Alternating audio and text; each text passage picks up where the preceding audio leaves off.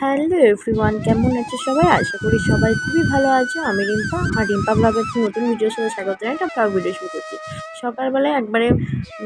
আজকে উঠে গেছি একদম 6টার সময়, আর দেখতেই পাচ্ছ আমি একদম স্নান করে মন্দির দেখাচ্ছি, মানে অবশ্যই মন্দিরে পুজো করে নিয়েছি।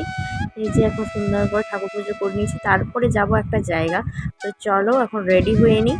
তো এই দেখো ফাইনাল লুকটা আমার, আমি রেডি হয়ে গিয়েছি। তোমরা কমেন্ট করে জানিও কেমন লাগছে।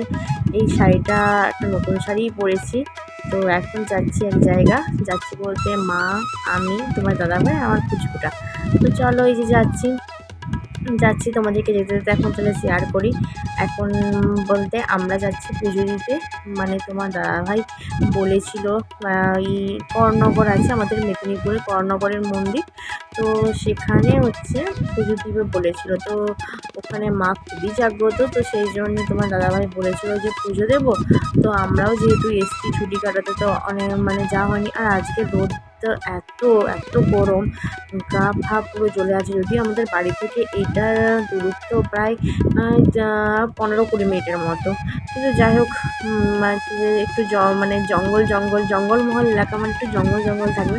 যাই হোক বেশ ভালোই লাগছিল, খুবই মজা করেছি আমরা। আর এই যে রাস্তা দিয়ে যাচ্ছি, প্রচণ্ড পরিমাণে ঝিঝি পোকার আওয়াজ হচ্ছিলো। আর তার সাথে সাথে আমার বেটুকে আমি খুবই ওকে নিয়ে ঠাট্টা করছিলাম, ওকে বলছিলাম এই বেটু টাকা এদিকে, দেখি তুই চোখটা কর তো, একটু কেমন পাকাতে পারিস চোখটা, দেখো কেমন পাকাচ্ছি। তারপরে বলি একটু হাই করে দে, হাই বলছে হাই। তারপরে বলি বাই বাই করে দে, বলছে বাই বাই।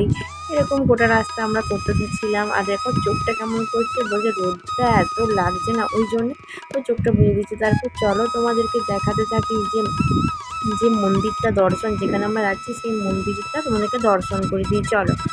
তো এই যে দেখতে পাচ্ছ আমার ছেলে শুয়ে পড়েছে পুরো একদম, মানে মন্দিরটা এতক্ষণ আমি আসলে আজকে ছিল শনিবার। আর শনিবার মানে এখানে কালী মানে মন্দিরে পুজো হয় মঙ্গলবার শনিবার। দেখতেই পাচ্ছ ওখানে মা দাদাভাই বসে রয়েছে, তোমাদেরকে মন্দিরে ধরে দেখেছি। মন্দিরে ক্যামেরা করা অতটা অ্যালাউ নেই, তাই সবাই দেখছি মানে ছবি টবি তুলছে, তাই আমি তোমাদেরকে এই ভিডিওটা একটু শর্টই হবে, যেহেতু মানে অ্যালাউ নেই। আর এইটা হচ্ছে দাদু, এখানে এটা উনি হচ্ছেন বড় একজন সাধক ছিল, মানে আগেকার কথা আর কি, যে উনি একজন বিরাট বড় সাধু ছিল। উনি ঠাকুরের সাথে কথা বলতেন, চোখ বন্ধ করে থাকলে কোনো মানুষ এলে তার সমস্ত তার মানে সমস্ত কিছু যে কী প্রবলেম আছে না সব বলে দেবে। তো যাই হোক এরকম সবাই বলে, তো আমি সেটাই তোমাদেরকে শেয়ার করছি। আর এই যে মন্দিরটা প্রচণ্ড বড়, এখানে হনুমান মন্দির আরও অনেক রকমের মানে মন্দির আছে, শিব মন্দির আছে। তো খুবই সুন্দর জায়গাটা, এতটা সুন্দর। আমি কিছু ওই জন্য রিলস করেছিলাম, কিছু নয়, জাস্ট দুটো মাত্র করেছিলাম। কারণ মানে এখানে সবাই পুজো টুজো দিতে এসছে, আর আমারও ভালো লাগছে না, এত গরম লাগছিল যে মানে মন্দিরটা একটু ঘুরে দেখছিলাম, বেশ ভালোই লাগছে। তারপর প্রচণ্ড খিদেও পাচ্ছিল, তো আমার ছেলেরও খিদে পেয়ে গিয়েছিলো, আর একটু ওই জন্য ঘ্যান করছিলো। তো চলো এখন মায়ের কাছে রেখে দিয়ে এখন আমি একটু ঘুরতে বেরিয়েছি। তোমার দাদাভাই বললো একটু ঘুরে তুমি এসো, আর আমি হচ্ছে যে খাবারের জন্য টিকিট কাটাবে বলেছিল, তো সেখানে তোমার দাদাভাইয়ের কাছে আমি ওখানেই যাচ্ছি, তোমার দাদাভাইয়ের কাছে, তারপর খেয়ে নিই চলো।